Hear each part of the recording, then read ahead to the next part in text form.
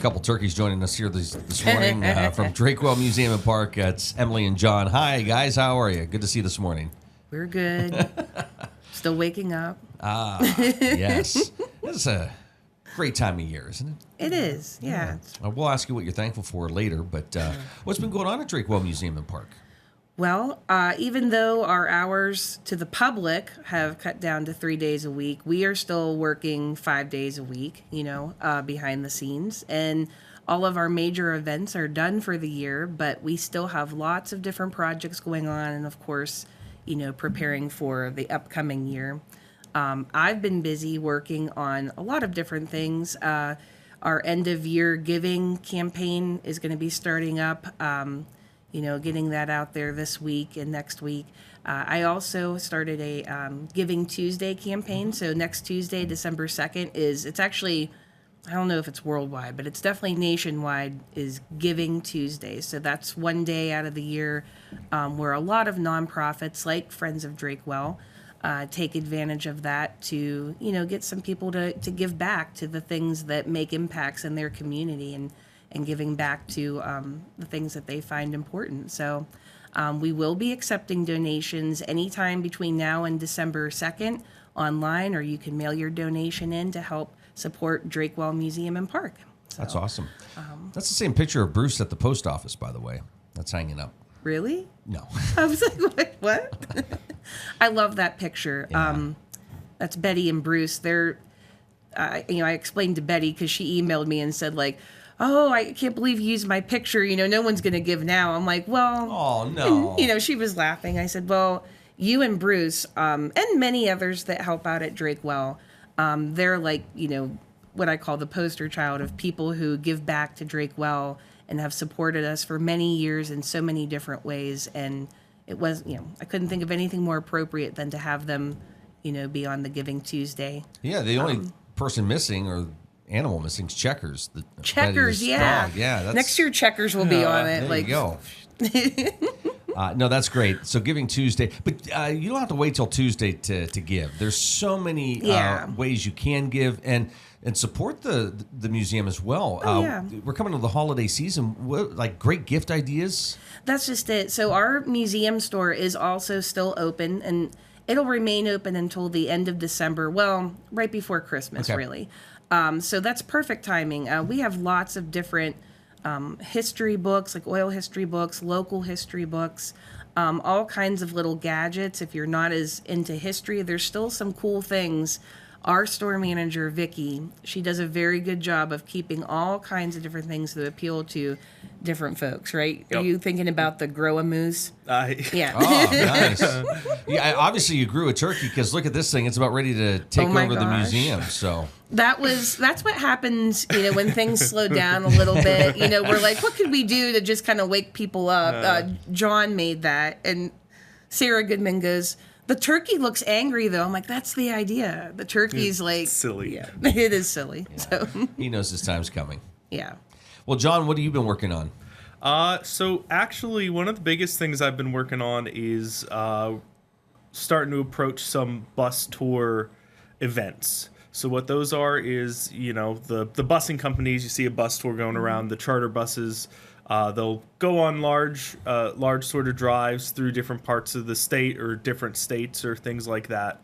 And there's a big bus tour coming up in March. The Pennsylvania Bus Association puts it on. And it's basically they'll take a whole big conference room for like a convention center style setup, and everyone will have a booth, and you are just advertising, whatever group you're there with. So lots of county groups, lots of museums, think lots of like destinations and things like that. And that's been in the works of being put together. It's changed. The plan's changed a little bit since I've been working on it, but as it looks now, it's going to be me heading up, going to be taking, obviously, our stuff at the museum, but we've actually got a sort of a deal worked out with the Oil Region Alliance. They're going to throw some money our way to help with that. And what I'm going to do is I'm going to take a lot of brochures and pamphlets and rack cards and all that good stuff from places in the area. So restaurants, places like the Barrow, even in Franklin, or the railroad, things like that.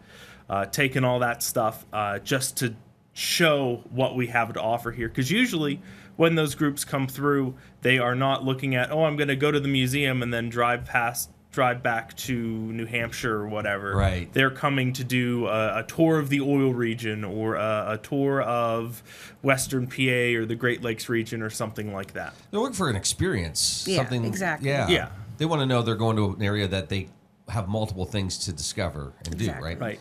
And Emily, it's got to be a lot of fun because you do work with these organizations throughout the year, and there is so much to offer. And I think, when somebody says, "Oh yeah, we've been through the museum, boy, it's awesome."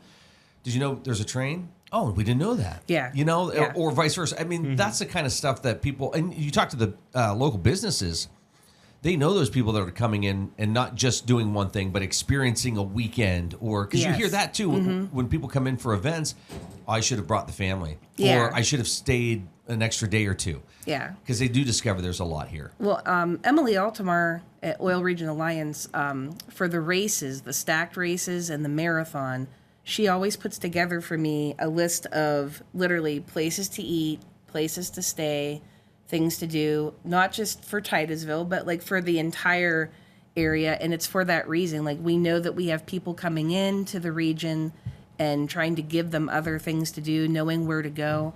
And we've had her put together something similar for John to take when he goes to some of these outreach, because that's what people are looking for. And that's what we want them to do. We don't, it's like he said, we don't want them to just come to Drakewell and say, well, this was great. Like, we want them to visit the railroad, Venanga Museum down in Oil City, Tarbell House here in Titusville, go to eat like at Fat Chad's. I saw the advertisement. I was getting really hungry because there was a bunch of steak on there.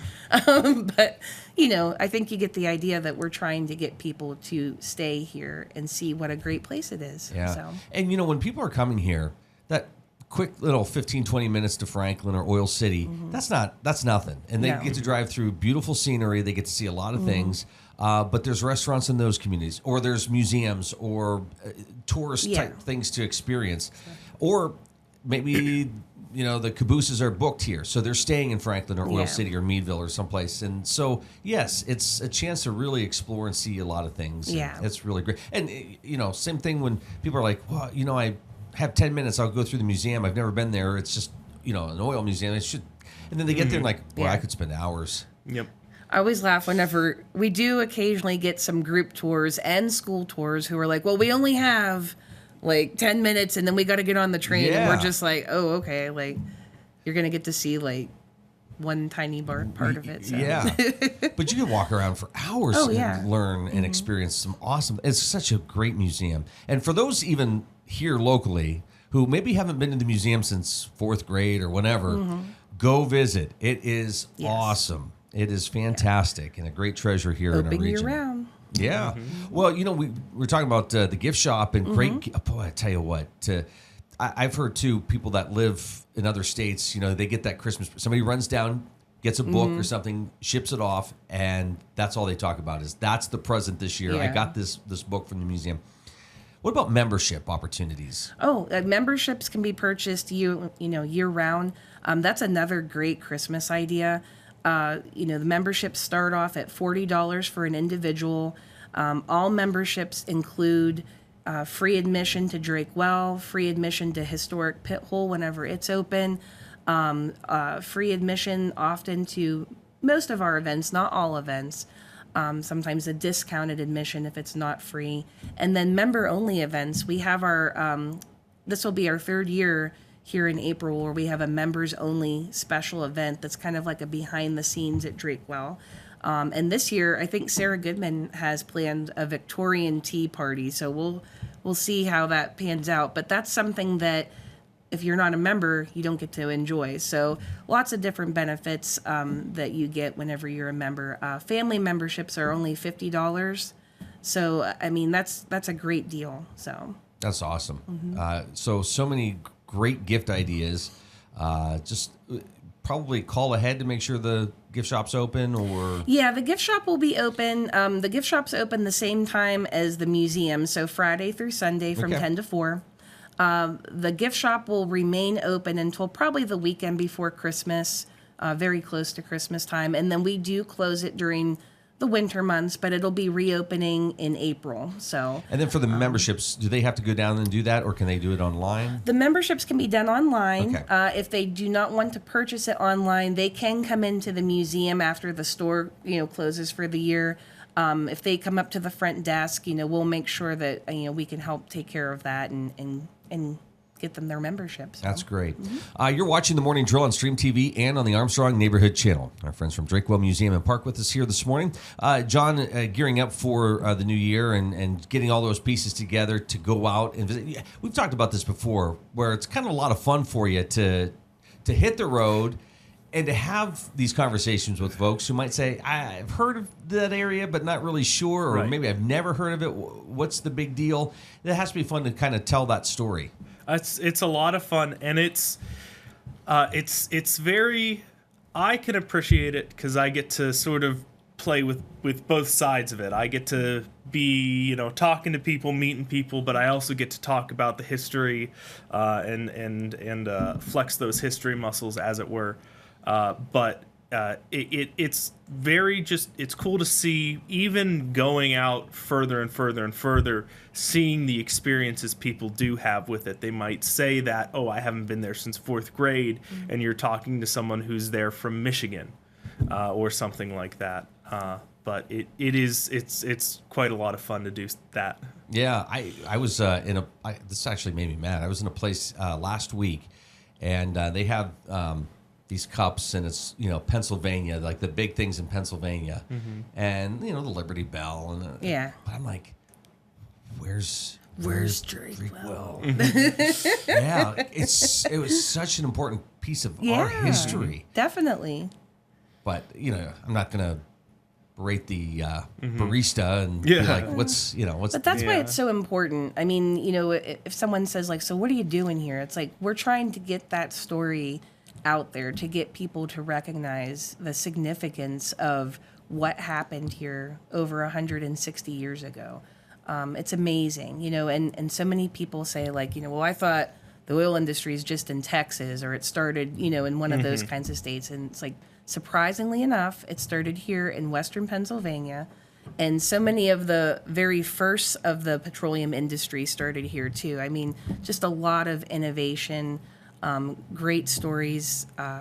So that's what we're doing here, is trying to get that out and trying to get people interested and understanding why Drakewell is important. Yeah, I'm waiting for a landman to shoot an episode up here, or maybe they have to come up and do some research or something. Landman. Can you get on?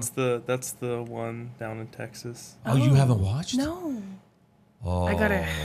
I'm sorry. All my YouTube content is what my daughter watches, like watching people eat gummies and things. Okay. It's weird. Yeah. So kids are weird. I'll have to look that up though. So.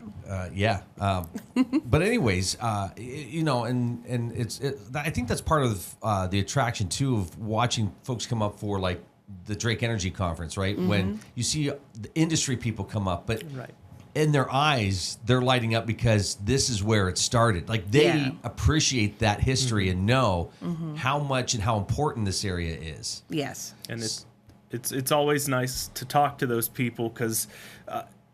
Not only is it here's all this history from how it started, but you get to talk about here's how Drakewell was prominent, or not Drakewell necessarily, but Pennsylvania oil was prominent during World War II. A lot of the fighter planes wanted oil from Pennsylvania, from these wells in Titusville, Oil City, Bradford, this area of Pennsylvania, because they considered it the best at the time. And there's always something to talk to someone about. Yeah, that's got to be a great story to tell and have those conversations. So, John, we'll ask you this.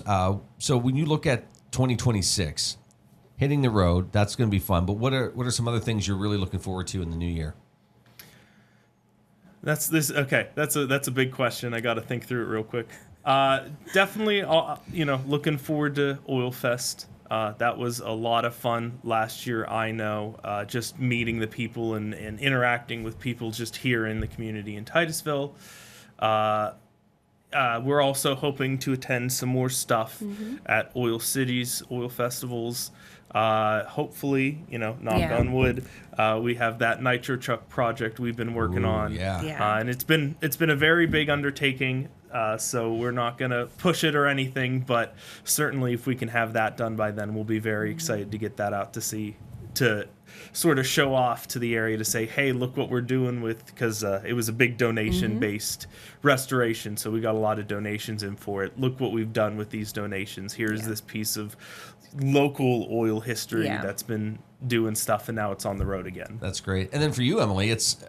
Again, you're looking at 2026. Like, part of it is here we go again, but there's so much, and a lot of it is based on raising funds and exactly. Continuing. It's just there's always. I mean, we had a very successful year, we had a successful year before that and before that, but there's always room for improvement. There's always a way to try to make it even better, even bigger, and that's kind of what I look forward to each year. Is just getting back at it and making sure that we provide quality educational programming, quality events, getting information out about Drake Well, making sure John goes places, and doesn't just stay at home. No, I'm kidding. So yeah, that's what I'm looking forward to the most, is just a whole new year and another year to just get the word out about Drake Well. So.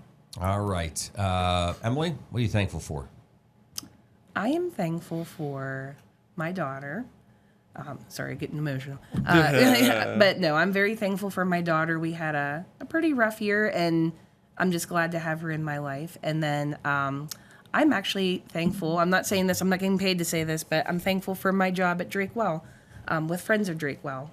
I've really enjoyed, it'll be 3 years in February, and I enjoy every minute of it. It's it's my dream job. So. And I think you also said you're thankful John's here, not Sarah. Yeah, I am. So that's... I wasn't going to say it, but you said it, so I'll go ahead and say that too. If I'm allowed to say I'm thankful for 3 things, but Sarah's not here. No, I'm kidding. John, how about you? Well, I'm definitely thankful. I just ended up being able to get an apartment here in town, so I'm thankful for that, definitely. I'm thankful for family and all the normal mushy-gushy stuff. Yeah, it's getting emotional. Well. Oh, yeah. This is our Oprah moment, so we don't do these very often. We're getting deep. Yeah. So. All right, Emily, what's the one thing you have to have on the table for Thanksgiving? Cranberry sauce. And it needs to be straight out of the can. It needs to look like a can. Like how when you get them out. Yeah. That's the perfect cranberry sauce right there. Okay. John? Pumpkin pie. Yeah. I am a pumpkin pie fiend. Yeah. My birthday's in December, so I would always have birthday pumpkin pies, not birthday cakes. That's interesting. I'm a pumpkin pie fiend. There's got to be pumpkin pie. All right, so this is the zone here. Turkey eaters or no? Yeah. You got to eat turkey on Thanksgiving. I mean, come on. Yeah, but white meat, dark meat? Oh, yeah. Whichever's still around. No. Okay. White. Either or. Okay. Gravy with the mashed potatoes? Definitely. Do you do like the mashed potato dam so the gravy doesn't spill out, or you just want to make a big mess on the plate? Volcano? Yes, there you go. I'm cool with whatever. Such children. It's all going together, Yeah. Okay. Well, have a wonderful Thanksgiving. You too. Thanks for being with us. Yeah, thank you. Again, great gift ideas. Drake Well Museum. Yeah, we need to get Vicky on here sometime, and she'll tell you. She'll sell it. I don't think she really. That's the thing. You guys really don't have to sell anything. It's so amazing. You just have to go down and take a walk around, and you go, "Yeah, this is awesome." Yeah, so, it's great stuff. All right, happy Thanksgiving. We're not open Thursday or Friday. Oh my gosh, yeah. Okay. Yeah, so that all of that being said, don't show up tomorrow or Friday. Yeah. Okay. Next week, though. All right, thanks, guys. All right, thank you.